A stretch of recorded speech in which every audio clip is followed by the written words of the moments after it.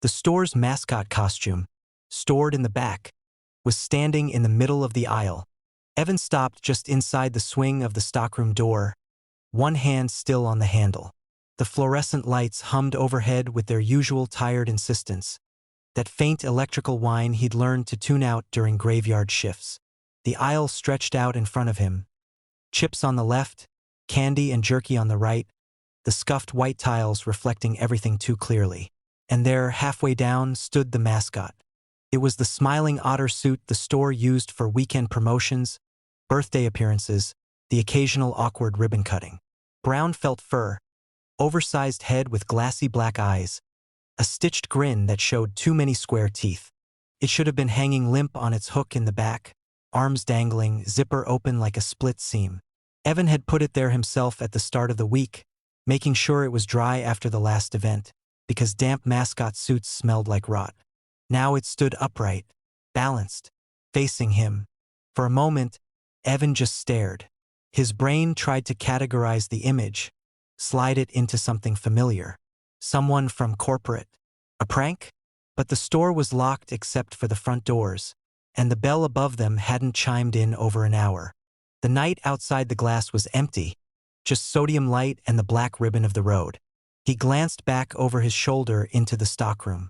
The hook on the wall was bare. The space beneath it was empty, save for a darkened patch where the suit usually brushed the concrete. His stomach tightened. "Hello!" His voice sounded too loud, too thin, swallowed by the aisle. The mascot didn't move. His head was tilted slightly, as if listening. One arm hung a little lower than the other, fingers curled inward. The fur caught the light unevenly, shadows pooling in the seams at the shoulders and neck.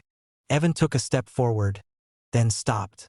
The floor between them was wet where he'd just mopped, a thin sheen reflecting the costume back at him. In the reflection, the otter's head seemed more crooked, the smile deeper. He told himself it was just the angle. Someone's messing with you, he thought. You're tired. He'd been tired for weeks. The late shifts blurred together.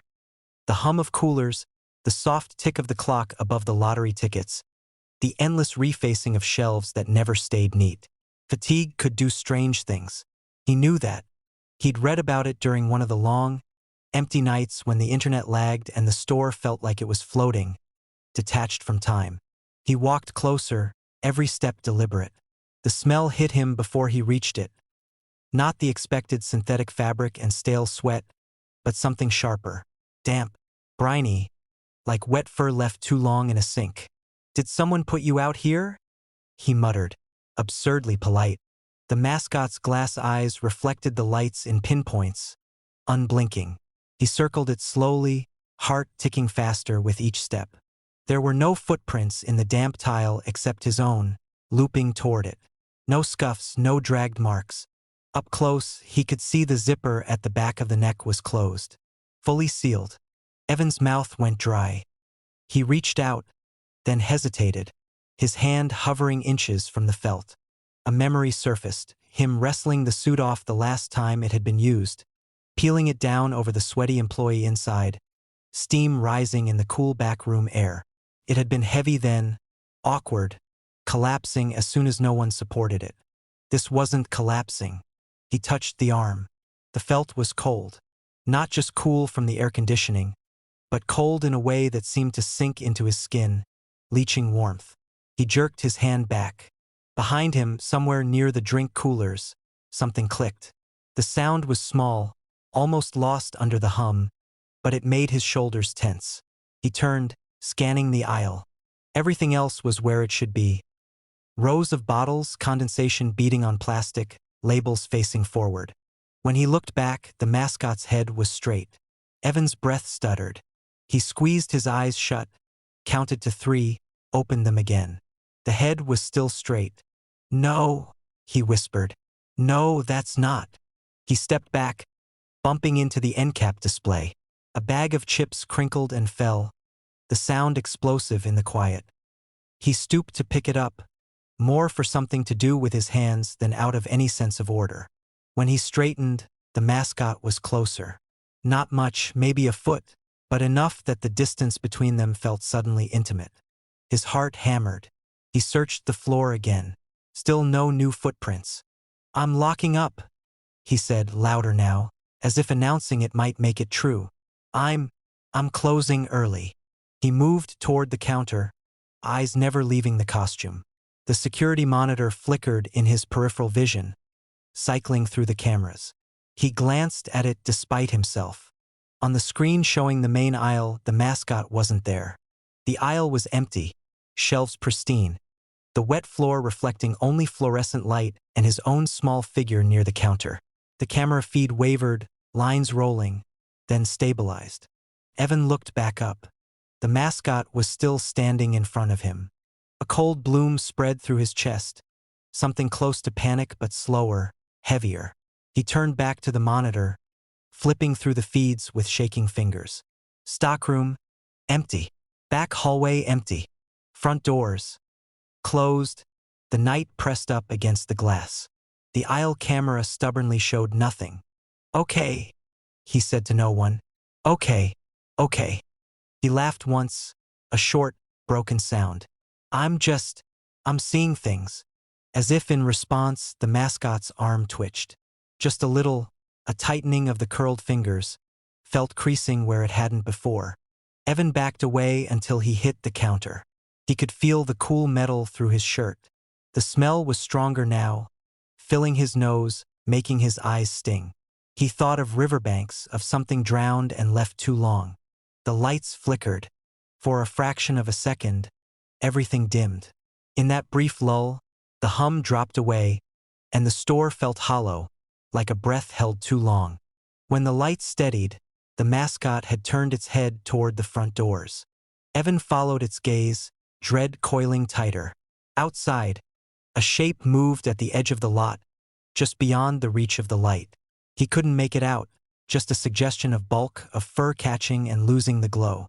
The bell above the door rang. Evan flinched, eyes snapping back to the aisle. The Mascot was gone. The space it had occupied was empty, the wet floor undisturbed. His breath came in ragged pulls. He waited, listening, every nerve strung tight. "Thank you for shopping," he called automatically. The words ingrained, useless. No answer. The bell rang again, softly, as if nudged. Slowly, Evan turned toward the front. The glass doors were closed. Locked. Reflected in them, faint but unmistakable, was the otter's smiling face. Pressed close from the outside, breath fogging the glass in slow, patient clouds. Behind him, in the aisle, something wet shifted against tile. A customer asked, "What year is it?" with genuine confusion. The question didn't land like a joke. It dropped into the space between the counter and the door and stayed there, heavy. Mara looked up from the register. The fluorescent lights hummed above her with their uneven, insect buzz persistence, one tube flickering just enough to make the aisle shadows pulse. Outside the plate glass windows, the highway slid past in slow, distant streaks of white and red, tires hissing on asphalt. It was nearly 2 in the morning, her least favorite hour, when the store felt cut loose from the rest of the world. The man stood on the rubber mat by the counter, hands folded together as if he didn't know where else to put them. Mid-30s, maybe older. His jacket was wrong for the season. Heavy canvas, scuffed at the elbows, smelling faintly of dust and old rain. His hair was neatly combed but unfashionably so, like he'd learned the habit decades ago and never updated it. "What year is it?" he asked again, quieter this time. Mara blinked. 2026. She said it carefully, watching his face for the punchline that never came. He frowned, not in disbelief but in calculation. His eyes moved to the calendar taped behind the counter, a free promotional one with smiling cartoon animals and a local plumbing company's logo. He leaned forward slightly, squinting, as if the numbers were written in a language he almost recognized. "Are you sure?" he asked. The cooler doors sighed open and shut behind her as the compressor kicked on. Cold air slid across the back of her calves. Mara shifted her weight, suddenly aware of how late it was, how empty the parking lot looked reflected in the glass. No other cars, no customers, Just him. Yes, she said. I'm sure. He nodded slowly, absorbing it. His fingers tightened together, knuckles whitening, then relaxed. That's farther than I thought.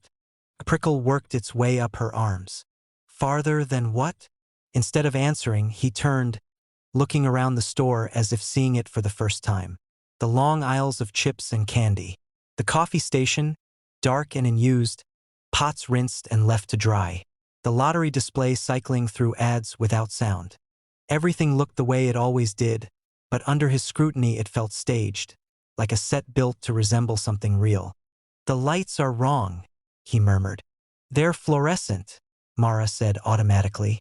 Yes, but... He stopped, shook his head. Never mind. He reached into his jacket and set something on the counter. Coins. 3 of them. They were dull with age, edges softened, designs worn nearly smooth. Not like the quarters she'd seen 1,000 times a night. These were thicker, heavier, older. Mara picked one up. It was warm. Not room temperature, warm like it had been held against skin for a long time. This won't work, she said, sliding it back. Oh, he said, startled. Right? Of course. He laughed under his breath, the sound brittle. I keep forgetting. Forgetting what? He looked at her then. Really looked, eyes sharp and searching. That things move on, he said. Even when you don't. The register clock ticked over to 2:01. Or tried to. The numbers flickered, hesitated, then snapped back to 2 o'clock. Mara stared at it. She'd watched that clock crawl through every shift, knew its rhythms. It had never done that. You okay? She asked, though the words felt thin. The man followed her gaze to the clock. His mouth tightened. It's happening again. What's happening again? He didn't answer. Instead, he leaned closer to the counter, lowering his voice. How long have you worked here? About a year. And before that? She hesitated. Why? Humor me. Mara shrugged. Retail. Different places. This isn't permanent. Something like relief crossed his face. Good. The lights flickered. Just once. In the reflection of the cooler doors behind him, Mara saw the aisle stretch longer than it should have, shelves bending inward like they were being viewed through water. She blinked, and the reflection snapped back to normal. Her heart started to beat faster. The man was watching her reflection too. You see it, he said. See what? The lag. I don't know what you're talking about. He smiled sadly. I said that too. A truck roared past outside. Too loud. Too close. For a moment the sound seemed to stretch, the rumble elongating until it was less noise than vibration, thrumming through the glass and the counter and into Mara's bones. When it faded, the silence felt artificial, pressed flat. She glanced at the security monitor. The timestamp in the corner of the screen read January 1st, 2000. All the feeds showed the same thing. Empty aisles, empty lot, the store frozen in a stillness that made her chest ache. That's not right, she whispered. No, he agreed. It's not. He reached out, hesitated, then tapped the counter with one finger. The sound echoed, repeating itself once, twice, like a delayed recording. Listen, he said. I don't have much time before it corrects itself. Corrects what? The mistake. He gestured vaguely around them. Me. This place. You. Mara laughed. A sharp, disbelieving bark. You're saying you're a time traveler now? He flinched. No. I'm saying I missed my exit. The door chimed. Both of them turned. The doors hadn't opened. They hadn't moved at all. The sound had come from nowhere. The man's eyes widened. That's early. What's early? Reset. The air felt thicker, harder to breathe. The hum of the lights deepened, dropping in pitch until it sounded almost like a voice, droning just below hearing. Mara's phone buzzed in her pocket. She pulled it out, hands shaking. No signal. No time. The screen showed only a spinning icon that never resolved.